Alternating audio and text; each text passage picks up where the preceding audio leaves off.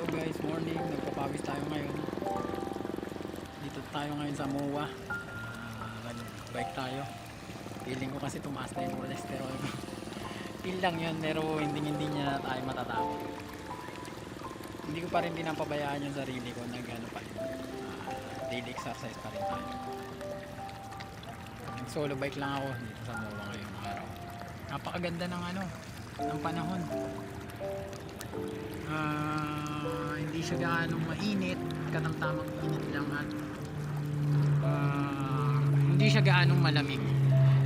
So tamang tama yung tamang-tama yung panahon ngayon. So usapang anxiety ulit tayo, kwentuhan. Kanina nagkape ako, papunta ako dito, nagkape muna ako, pumunta muna ako sa baba, nakipagmarites muna ako dun. Yung pakikipagkwentuhan nyo sa mga kapitbahay nyo, kaya mga hindi nyo kakilala, isa rin yung paraan para sa mabilisang paggaling kay anxiety. Kasi dati may nararamdaman ako na kunyari nagsasalita ako, tapos magkakaroon ng shortness of breathing, yung baga parang kinakapos sa hangin. Tapos nandun na, papasok na yung nervyos nun kasi nakaramdam ka na ng parang kinapos ka sa hangin. May mga times na ganun, na kunyari kumakanta ka, tapos feel mo kinapos ka na sa hangin. Tapos o kaya naman nagsasalita ka, tapos feeling mo kinapos ka na sa hangin. Lahat ng yun po ay lang din yun, gawa lang din ng isip natin na kinapos tayo sa hangin. Kasi dun tayo nag-focus sa naramdaman natin. So ayun na yung dinikta ng natin, ng isip natin,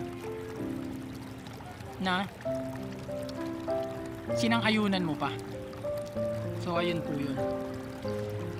So pagka ang pinaka best way nyo nun na gawin, kapag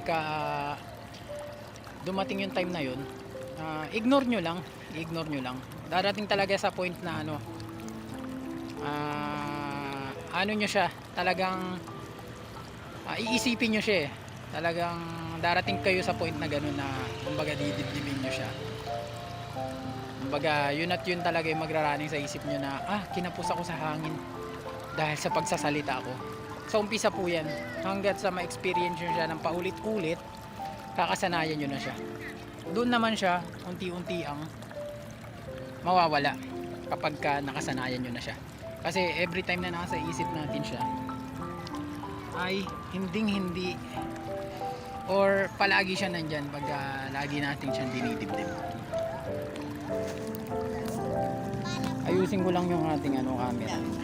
Upo ako dito sa may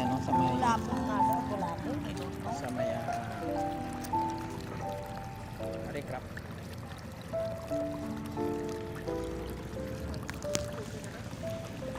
Yeah.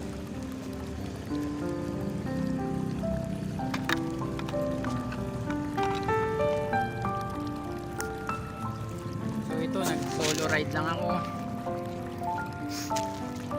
Dito sa MOA ngayong araw. Medyo ang daming tao ngayon. Today nga pala is Rizal Day, December 30. So wala tayong pasok, kaya nag-bike muna ako dito sa MOA. So ano pa ba ang pwede kong ma-share sa inyo? Ang dati talagang pinakamatagal na nawala sa akin talaga, yung hilo.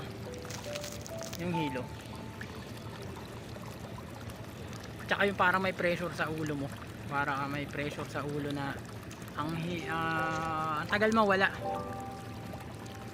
Nawawala lang kapag nakapahinga ka ng maayos, yun, nakatulog ka, tapos pagising mo yun, maayos yung pakiramdam mo. Yung pressure sa ulo talaga yung yung kinatakutan ko dati. Tagal po mawala talaga yan, abuti ng mga ilang buwan. Tapos pagka iniisip mo pa siya palagi, kumbaga dinidibdib mo siya, hindi mo siya mawala sa isip mo, kumbaga siya yun lang yung nagraraning sa utak mo, dinidibdib mo siya masyado, hindi mo siya tanggap, tapos nagpapadala ka sa dikta ng ano mo, isip mo, kumbaga sinangayunan mo pa yung hilo mo na yan. Ang tagal talaga niya mawala. Pero kung ini-ignore mo lang siya araw-araw, kumbaga nakaramdam ka ng ano hilo, nandyan siya yung bigat ng ulo, tapos di mo nilabanan, hindi mo siya nilabanan, kumbaga sinangayunan mo, humiga ka lang, lalong siyang lumalakas at lalong hindi mo siya ma-overcome, hindi mo siya na-overcome. Unlike kapag inignore mo lang siya, kumbaga nilabanan mo siya, kumbaga kumikilos ka pa rin kahit na nandyan yung hilo na yan, unti-unti mo siyang na-overcome. Kumbaga babaliwalain mo na yan, masasanay ka sa pakiramdam masanay ka sa hilo, masanay ka sa bigat ng ulo. Doon naman siya unti-unting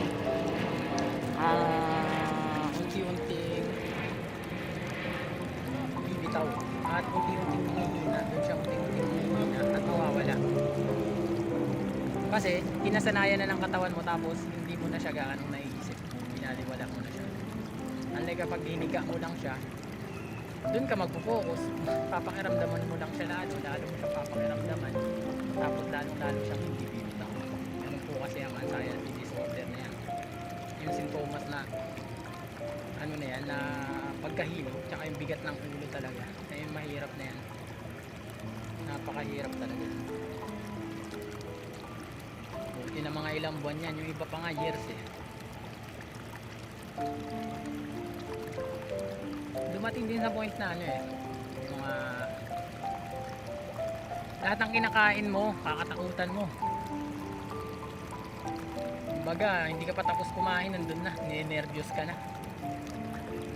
Feel mo high blood ka, pero hindi naman.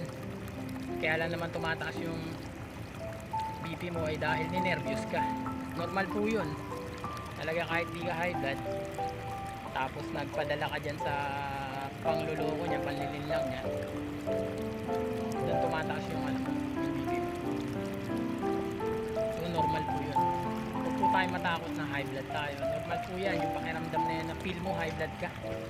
Ganyan na ganyan ako, feeling ko high blood ako. Kasi nandun yung bigat sa batok, tapos yung pressure sa ulo na akala mo manhid, na hindi mo maintindihan, may pressure sa ulo. Bukod sa mabigat, tapos kapag yumuyuko ka, feeling mo andyan pagka yumuyuko ka, feel mo nandyan na parang naiipit yung ugat mo sa batok, na nabigla kang nahihilo, tapos mamamanid yung batok mo. Ayan po yan, normal po yan, normal. Wag kayo matatakot dyan, at wag kayo magpapalin lang dyan. Normal po yan. So sana dun sa binahagi ko na yan, na yung pagkahilo, nagkaroon kayo ng knowledge na konti, na normal po yung mga yan. Advice ko lang, kapag medyo feeling mo talaga ibang iba na, talaga ninervyos ka na ng todo dahil sa bigat ng ulo mo at batok at madalasang pagkahilo, kain ka ng malunggay. Kahit samahan mo lang ng kalabasa tapos malunggay, i-steam mo lang or lagyan mo ng konting sabaw at konting asin. Kahit papakin mo yun, kahit walang kanin, lalo sa tanghali, wala kaming menu, or kaya gabi, anuin mo yan, gawin mo yan. Medyo maganda sa pakiramdam yun, good sa pakiramdam yun. Ganun kasi yung ginagawa ko dati, talagang more on malunggay ako. Napakaganda ng malunggay kasi pinapaganda nito yung circulation ng ating dugo. Kumbaga, iwas high blood tayo kapag kumakain tayo ng malunggay. Isa rin yan sa napakasustansyang gulay. Napakaraming nutrients, napakaraming vitamins na makukuha mo dyan sa malunggay. Kumbaga, ano yan, magic lips. Kumbaga. So yun lang guys, maraming salamat sa pagsuporta nyo sa ating channel. Naway magalingin tayo ni Lord, lahat tayo na nagsasakit ng anxiety, na pagalingin din kayo katulad ko. Maraming salamat guys. 100% nyo lang pong paniwalaan. Huwag nyo na pong paniwalaan na 70% lang kayong magaling. 100% nyo na pong paniwalaan yan. Kahit na may nararamdaman tayo, 100% mong paniwalaan yan dahil yan ang gusto ni Lord, na 100% kang maniwala sa Kanya na pinagaling ka na niya. Huwag na yung 70%, huwag na yung 90%, 100% mong paniwalaan. Kasi pag 70% mo lang pinaniwalaan na magaling ka, ay kumbaga nawalan ka ng tiwala sa Kanya na hindi mo siya 100% na pinaniwalaan. 100% mo siyang paniwalaan. Yun lang, maraming salamat sa inyo guys sa pagsuporta nyo sa ating channel. See you on next video. Maraming salamat.